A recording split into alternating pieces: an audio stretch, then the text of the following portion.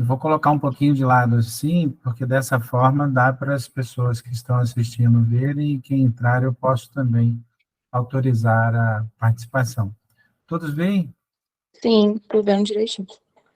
Perfeito. Então, muito bem. Nós vamos falar de unidade doutorásica. A unidade doutorásica é um conceito, não é uma unidade física. Ela pode ocorrer numa enfermaria, ela pode ocorrer numa tenda, ela pode ocorrer numa unidade de CTI, ela pode ocorrer em qualquer local, desde que haja o conceito de se entender que as unidades de doutorásica são objetivos básicos, unidades de referência no atendimento à dor torácica. Geralmente são feitas nos pronto-socorros, nos traumas, nos pronto-atendimentos e nas UTIs, mas podem ser feitos em qualquer unidade. A dor torácica é um dos problemas mais comuns na clínica médica e uma das causas mais prevalentes de internação. A nível de Estados Unidos, estima-se que 3 a 6 milhões de atendimentos por ano ocorram em pacientes com dor no peito, com dor torácica. Cerca de 5 a 10% dos pacientes do total de atendimentos nas emergências são devidos à dor torácica. Então, a gente está falando que em cada 10 pacientes que nós atendermos, ao menos um, numa emergência, terá dor torácica. Destes, ao menos 20 a 35% terão realmente uma síndrome coronariana aguda, que pode ser uma angina instável ou um infarto. Somente 10 a 15% dos pacientes com dor no peito apresentam um infarto. Então, vejam que interessante. Porém, 5 a 12% desses pacientes são liberados erroneamente sem o diagnóstico de infarto. Este grupo liberado tem uma taxa de óbito de 15 a 25%. Então, o objetivo do nosso estudo, aqui a gente está dividindo a nossa oportunidade de experiência com vocês, e a gente chamar a atenção que esses que são liberados são poucos, mas esses poucos morrem muito. E desde 1982 foram criadas as unidades de dor torácica, e desde então vêm sendo reconhecidas como um aprimoramento da assistência emergencial.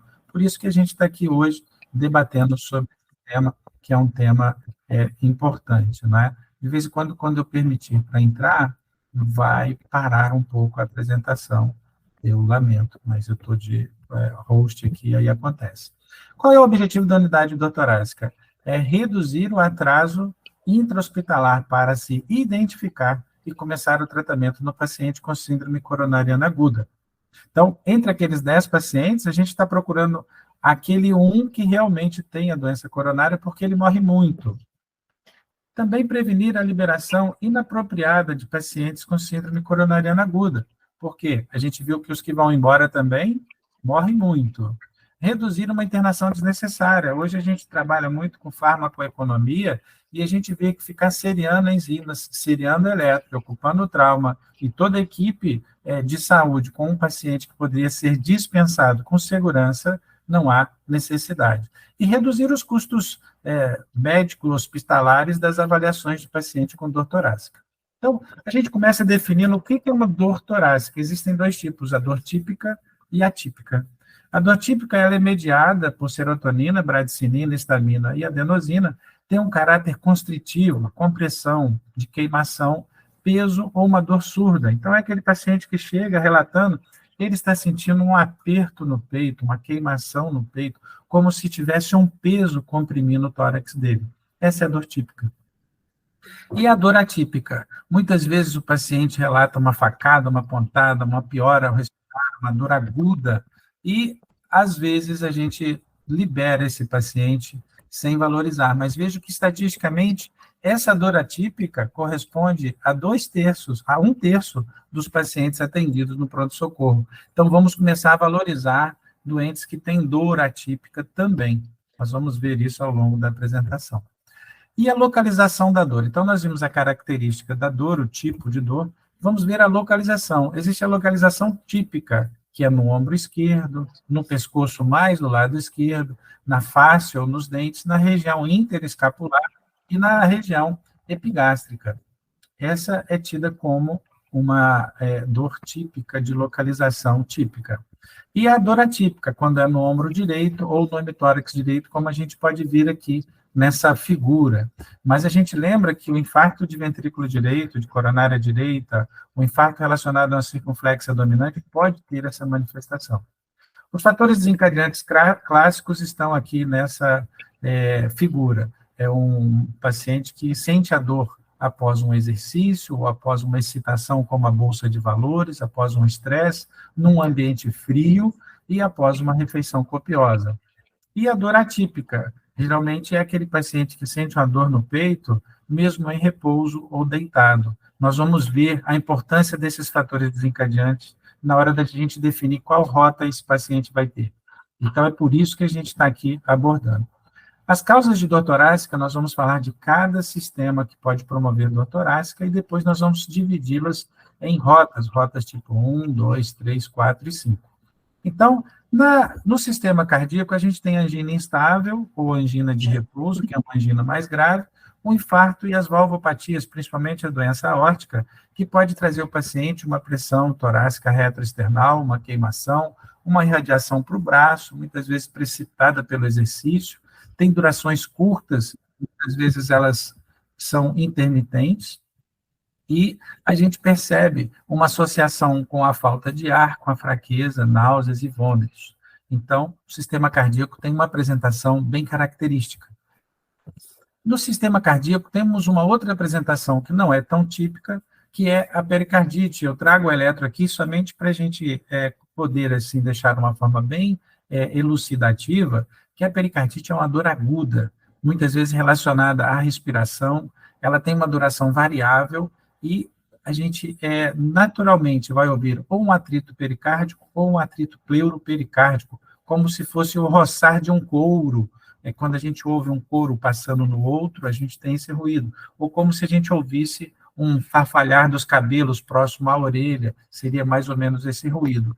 Mas o que chama a atenção na pericardite é que dificilmente a gente vai encontrar um paciente soprano D1 e AVL, ao mesmo tempo soprano D2 e D3 e AVF, e também soprano V1, V2, V3, V4, V5, V6, ou seja, ele soprou todas as paredes ao mesmo tempo. Seria impossível todas as coronárias fecharem ao mesmo tempo. Então, isso ocorre porque a nossa cápsula que envolve o coração chamado pericárdio, muitas vezes inflama. Hoje nós temos aí várias manifestações relacionadas à COVID, doenças infecciosas, doenças inflamatórias, relacionadas até mesmo a doenças reumatológicas e infecciosas, como tuberculose e tantas outras viroses que nós temos no nosso dia a dia.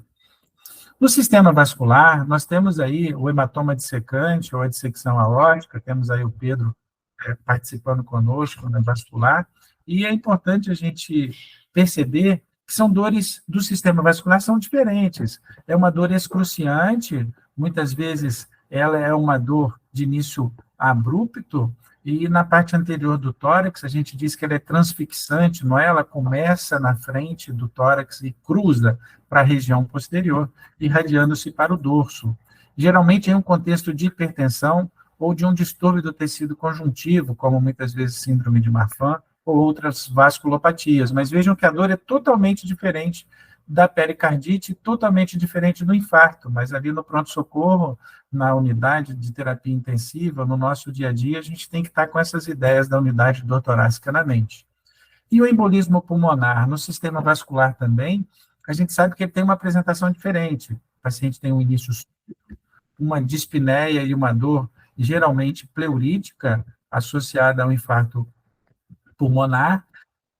Ela vem também permeada por uma necessidade de uma apresentação conjugada, vamos dizer assim, de taquipneia, taquicardia, e muitas vezes, quando é um trombo maior, vem com o corpo pulmonar agudo, também conhecido como insuficiência cardíaca direita, no qual a gente tem um pulmão limpo e o paciente com grande quantidade de taquicardia, taquipneia e desconforto. Os pacientes até mesmo apresentam, às vezes, distúrbios psicológicos de tamanha a angústia respiratória que se encontra.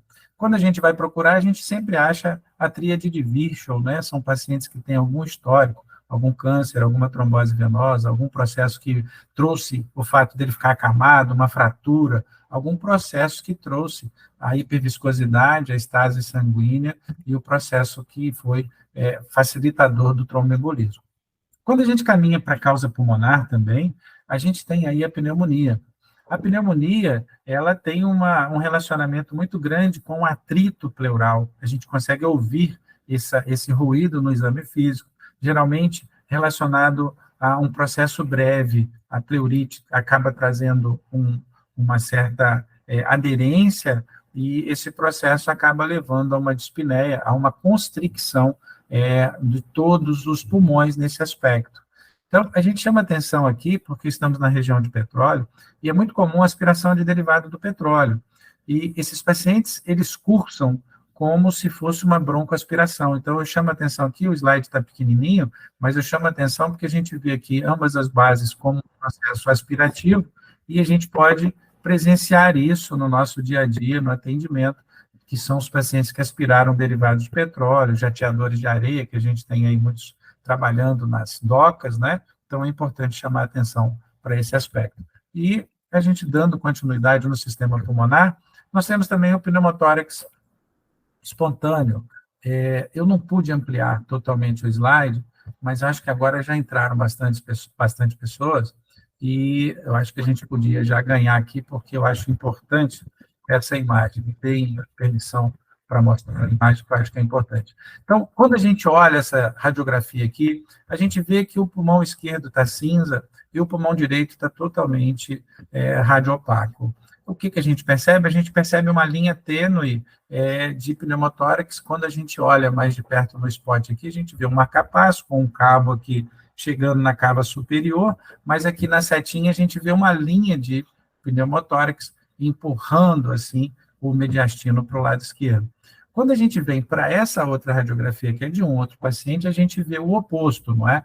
A gente vê o mediastino jogado para a direita, a gente vê o pulmão direito, nesse caso, cinza, né, com o parênquima pulmonar visível, e a gente vê aqui uma linha tênue de pneumotórax empurrando o mediastino para o lado direito, o lado contralateral. Então, o pneumotórax espontâneo, ele tem o início de dor súbita, né, pleurítica, geralmente é unilateral e vem associada à dispneia, mas muitas vezes também ele é provocado por um acidente de punção, então é fundamental a gente procurar saber se houve algum trauma, alguma punção, alguma queda, às vezes há uma fratura em galho verde desse arco costal que acaba por perfurar a pleura e a gente consegue perceber essa alteração. No sistema digestivo, a gente não pode esquecer de, na unidade dor torácica, a gente lembrar do refluxo esofágico e o espasmo, tão comum e cada dia mais frequente na nossa prática diária.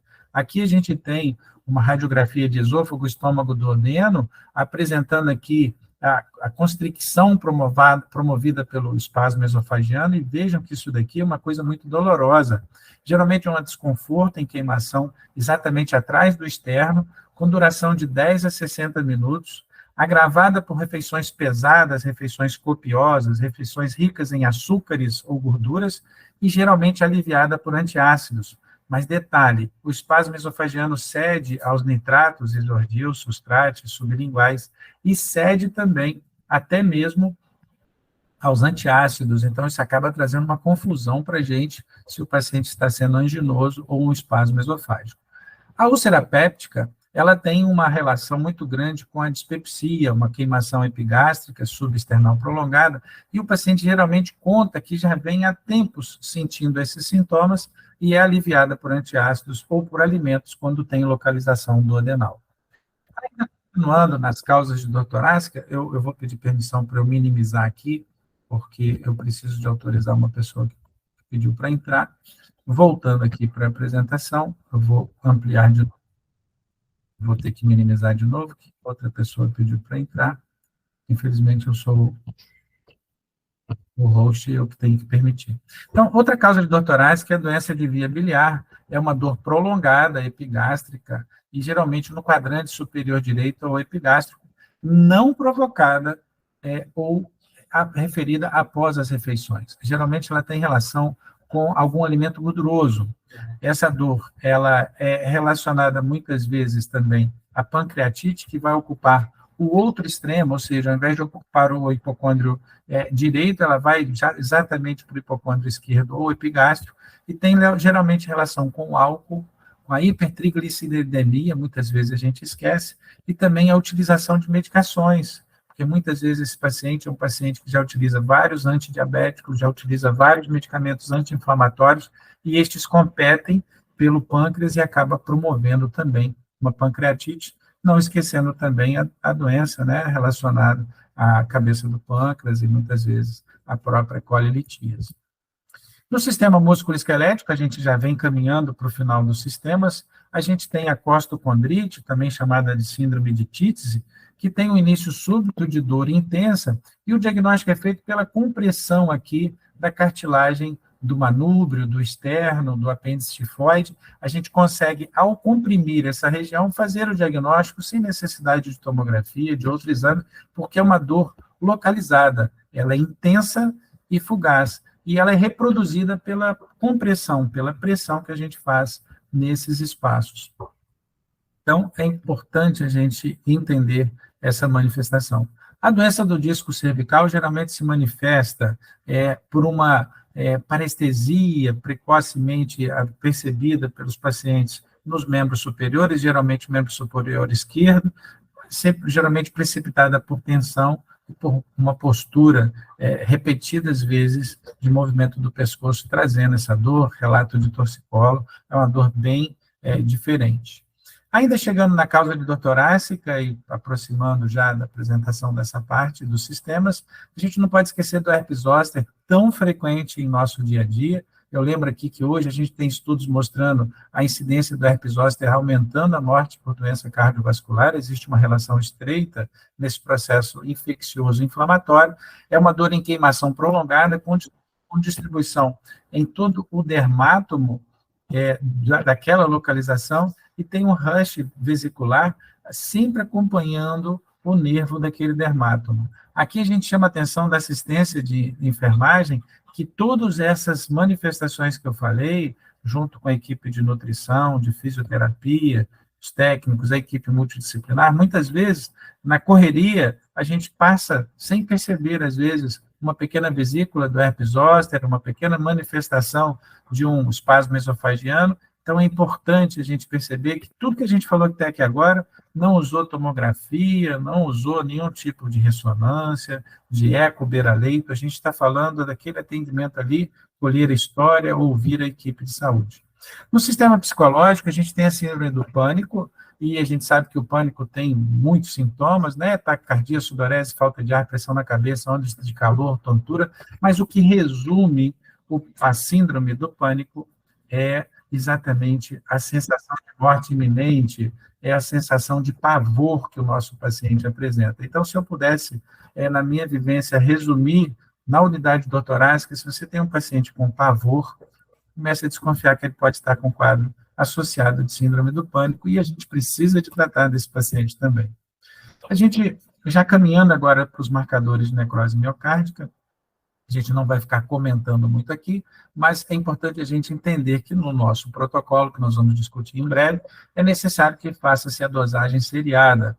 A gente aconselha no tempo 0, no tempo 3 e no tempo de 9 horas, mas existem vários outros protocolos bons. Aqui, na nossa região, a gente tem as troponinas e o CKMB, são os marcadores de escolha. Quando a gente coloca ali classe 1, é que a não solicitação do eletroseriado e a não solicitação dos marcadores de necrose miocárdica são tidos como má prática da medicina. Dando continuidade, a gente lembra alguns macetes aqui que eu acho importante da gente poder compartilhar. Um dos macetes que eu acho importante é entender que o intervalo de confiança entre a CK e CKMB é de 10% a 20%.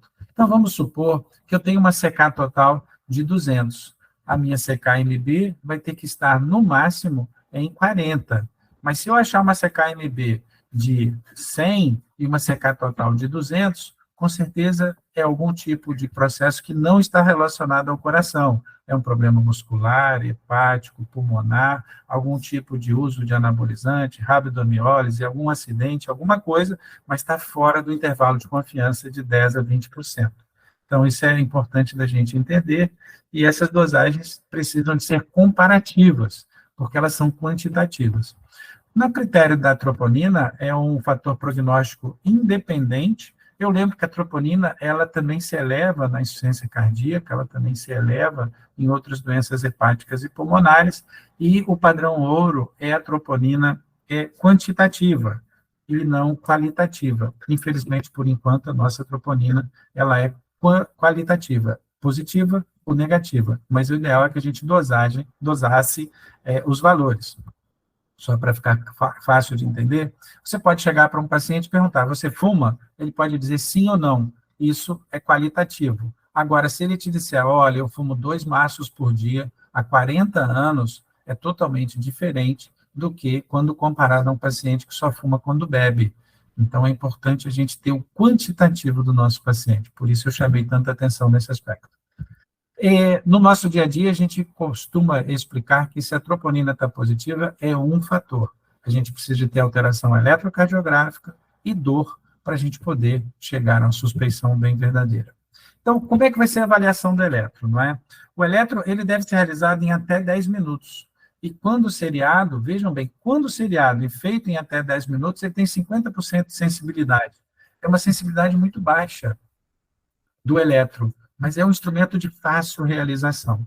É importante se fazer as 12 derivações convencionais e, se possível, fazer V3R, V4R, V7, 8, quando se tem um infarto igual a esse, que é um infarto de parede inferior e que a gente suspeita que possa ter um acometimento posterior, porque ele acaba comprometendo outras regiões. Então, você vê aqui em D2 um supra, em D3 um supra, em AVF um supra com uma concavidade superior, e aí, nesse caso, você deve fazer V3R, V4R, V7 e V8.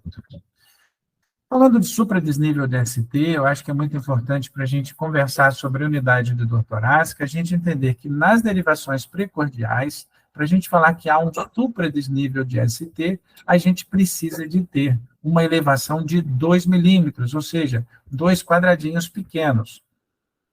Já nas derivações tidas como frontais, a gente precisa de ter uma elevação de 1 milímetro. Então, é importante a gente entender que o ponto J é essa linha aqui que vai seguindo, e quando ocorre, aqui no caso, um infra, o retorno ao ponto J seria exatamente nessa linha. Ou seja, ponto J é essa linha isoelétrica que liga o eletro. Então, para a gente colocar que há um supra, o que a gente faz? A gente pega aqui a onda R, liga ela até a emergência do ponto J, e aí a gente vai fazer o quê? A gente vai somar quantos quadradinhos tem aqui. Se tiver nessa derivação mais de 1, ou nessas V1 a V6 mais de 2, é tido como um supradesnível de ST. Nesse exemplo aqui, a gente tem um supra em V5, um supra em V6, e a gente percebe também um supra em D2, D3 e AVF, que seria um infarto de parede inferior com comprometimento também dorsal. O bloqueio de ramo esquerdo é um confundidor muito grande de infarto, mas existem condições da gente entender ele. Primeiro, o bloqueio de ramo ele tem complexo QRS largo, com mais de 3 quadradinhos, enquanto a gente vê que aqui o QRS é estreito. Vejam a diferença, né? Então, isso facilita o raciocínio. Outra coisa, o bloqueio de ramo esquerdo, ele tem esse aspecto R', como se fosse a orelha de um coelhinho, aqui em V5, em V6 e em D1. Então, se a gente guardar, a VL entra na jogada também, mas simplesmente simplificando, se a gente tem uma presença de uma meseta ou RR', como eu falei, 2 orelhinhas de coelho, em D1, V5, V6, BRL. Então, assim, facilita para a gente poder guardar. E o infra? O infra, a gente também vai procurar o ponto J, mas ao invés de ter uma elevação, ele vai ter, na verdade, uma uma onda negativa, abaixo do eixo da coordenada X. Né? Então, o que a gente tem é essa redução. Nas precordiais, a gente precisa de ter 0,5 milímetro de redução do ponto J. Então, vejam que aqui ele desce e ele volta ao nadir do ponto J com uma redução de 1 milímetro. seria tido como positivo, porque está acima de 0,5, e em derivações contíguas. Veja que ele pegou V4, pegou V5, pegou V6, pegou V3, pegou V2 também. Então, a onda T se inverte e ocorre um infra a partir de V4. Isso é muito importante a gente ter esse entendimento. Falando um pouco mais, a gente volta para a persistência da isquemia miocárdica. O que seria isso, então? Seria um aumento do desnível de ST, ou uma inversão da onda T, ou um surgimento de um novo bloqueio de ramo, com uma clínica sugestiva com uma daquelas dores daqueles sistemas que nós falamos, um surgimento de alterações no ST, conforme acabamos de falar. Muitas vezes, havendo oportunidade do eco, ocorre uma alteração em uma nova parede, por exemplo, ele já tinha um infarto na parede inferior e começa a manifestar agora uma alteração no eco na parede anterior, ou até mesmo você já fez ali a S-clopidogrel, nitrato, beta-bloqueador, IECA, estatina, e o paciente continua com dor, você está preocupado e vai tentar investigar aquela dor torácica. A síndrome coronariana aguda, temos as manifestações do infarto com supra de ST, sem supra de ST, e uma angina instável que ocorre até mesmo em repouso.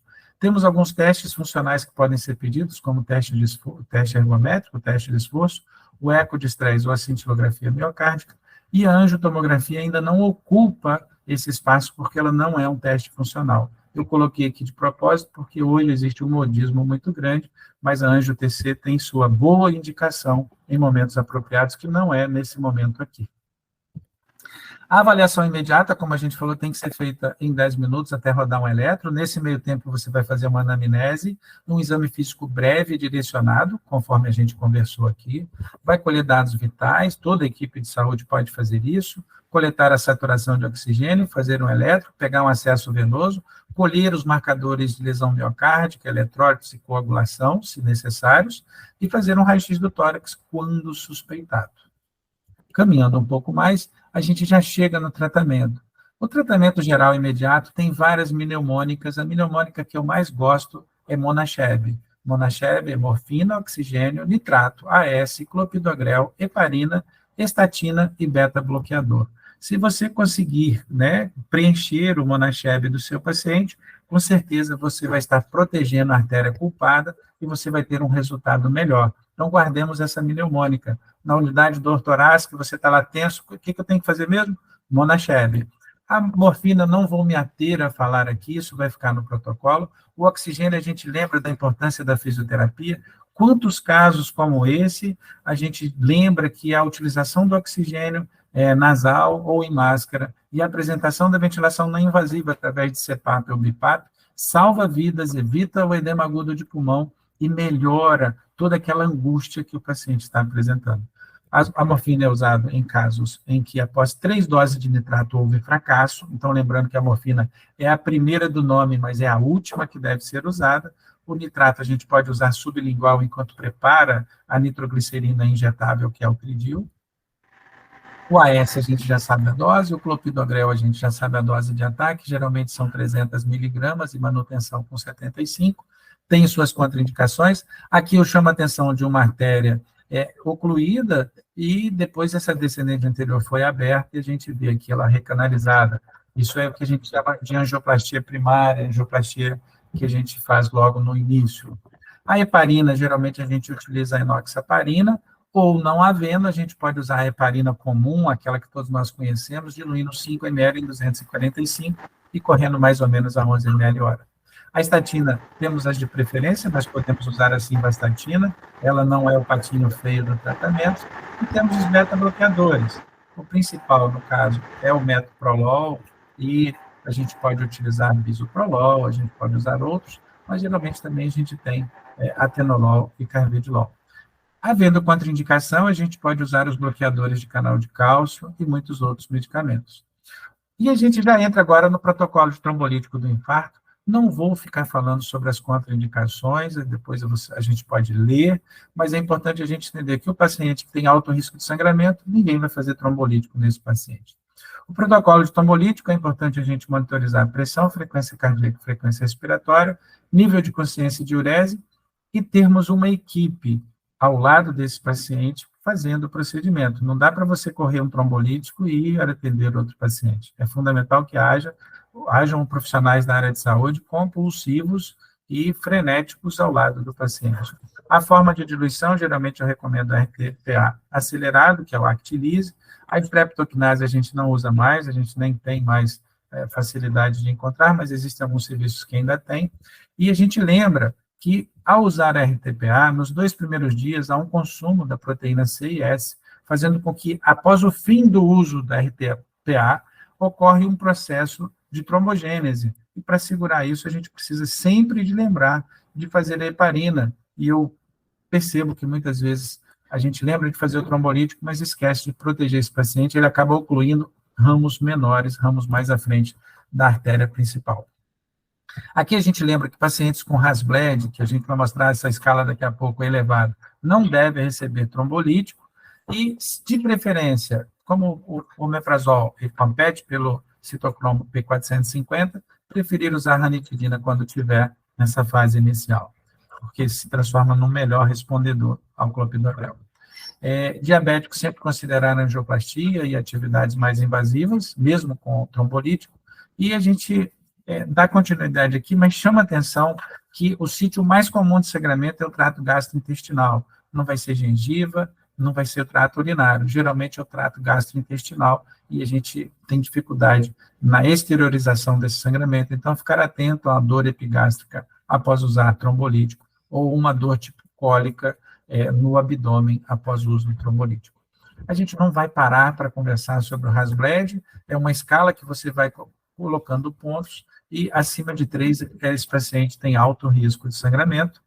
E a gente lembra aqui a classificação de dor do Coronary Artery Surgery Study, que mostra que existem pacientes com dor definitivamente anginosa, dor provavelmente anginosa, dor provavelmente não anginosa e pacientes com definitivamente não anginosos. Qual a importância de classificar essa dor de tipo A, B, C e D? A gente tem classificações do Brown-Wound, a gente tem classificações canadenses que são muito usadas, mas essa daqui é a que vai ser usada no protocolo de unidade de dor torácica.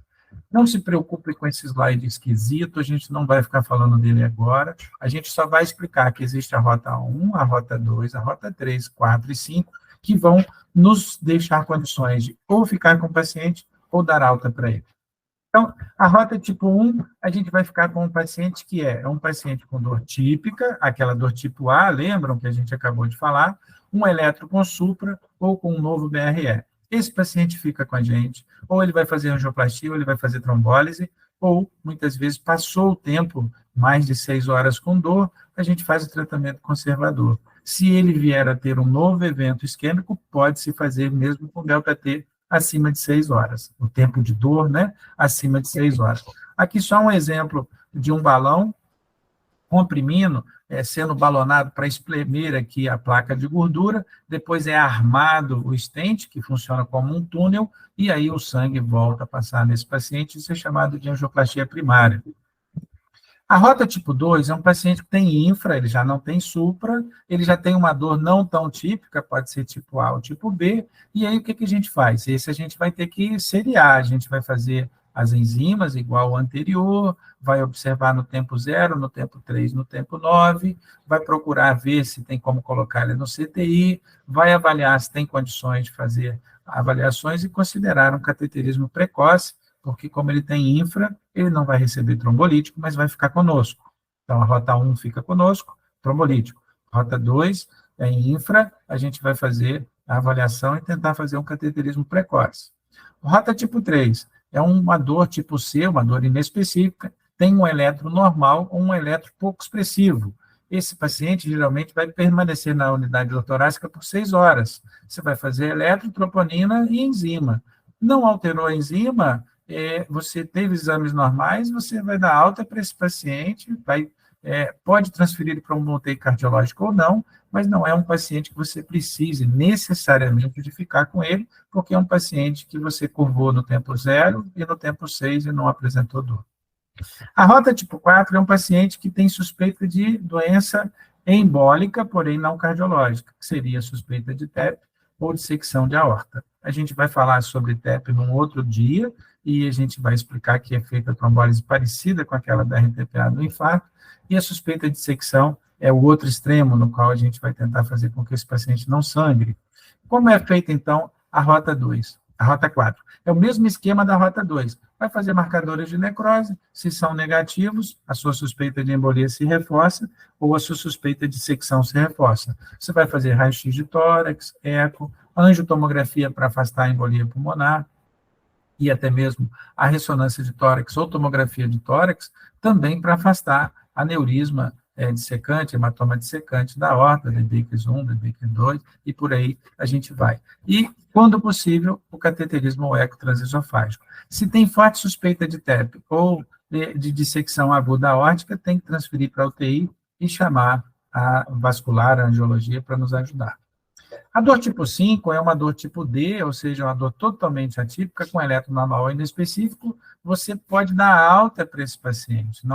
Ele não preenche nenhum critério, ele não tem dor, ele não tem eletro, e ele não apresenta nenhuma manifestação que possa te deixar com que ele fique internado. Você pode até recomendar que ele procure um cardiologista e faça um teste de esforço posterior, se necessário. E aí, nessa hora aqui, você já está super bem, e você já pode agora olhar aquele organograma tão esquisito que eu mostrei no início. Então, vamos só seguir aqui, esse é o último slide, eu prometo que a gente não vai tomar tanto seu tempo. Chegou um paciente com dor torácica, ele tem um eletro com supra, vai para a rota 1. Chegou um paciente com dor torácica, ele tem um eletro com bloqueio de ramo, a dor é típica, ele fica na rota 1. Ele tem bloqueio de ramo, não tem dor típica, ele vai na rota 2 e vai seriar enzimas. Esse paciente tem um eletro com infra, ele também vai para a rota 2 e vai seriar enzimas. Esse paciente tem um eletro normal ou inespecífico, mesmo com dor torácica? Tem. Então, ele vai para a rota 3, ele vai fazer as enzimas seriadas no tempo 0 e 3, e você vai definir. Se ele tiver alteração, ele vai fazer um teste funcional, mas ele não foi ficar no CTI, ele pode ficar até mesmo em enfermaria. E o paciente com dor tipo D é um paciente que ele pode ter uma suspeita de embolia ou dissecção de aorta, e aí você vai investigar toda a aorta, né, torácica. Se esse paciente é um paciente que tem uma dor totalmente atípica, um eletroatípico, você está autorizado a dar alta para ele. Lembram do paciente da rota 3, que a gente estava em dúvida? Seria a enzima. Se positivo, ele vai para o CTI. Se não foi positivo, você pode dar alta para ele. E também aquele paciente da rota 2, você seriou a enzima. Se positivo, ele vai para a unidade torácica. Se ele não foi positivo, você manda para o teste funcional e depois pode dar alta. Então, é um organograma funcional e que a gente também vai fixar no nosso trauma, no CTI, nas unidades que pudermos. E sempre tiver uma dificuldade, pense em Jesus, naquele momento difícil, para ajudar nessas horas de indecisão e de sofrimento. Vou abrir para vocês, agradeço por terem tido a paciência de ficar conosco até agora. Temos aí 5 minutinhos de pergunta, desculpem que a gente se alongou um pouco mais, começamos às 20h10 e acabamos às 20h48. Passei 8 minutos do tempo. Perguntas? Se ninguém fizer pergunta, eu fui um verdadeiro fracasso aqui, né?